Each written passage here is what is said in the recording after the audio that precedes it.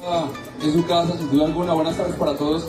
Buenas tardes. Cada uno de los que aceptaron esta invitación, a toda la institucionalidad, a los empresarios, a todos los amigos, colegas de los medios de comunicación, contarles un poco, grosso modo, cómo empezó esta aventura que nos va a trasladar al 28 de febrero, 1 y 2 de marzo, a uno de los eventos más importantes de la gastronomía en el calendario de este año, sin duda alguna. Pues un domingo cualquiera recibo una llamada de mi gran amigo John Freddy Vanegas, de Casa Taurus, y me dice: hermano, ¿qué vamos a hacer?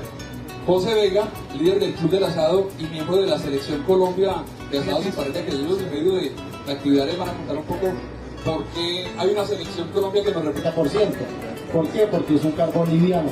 Los carbones livianos generan buena energía calórica, pero se va muy rápido. Y lo podemos hacer. Vale, voy a prender este otro para la prueba.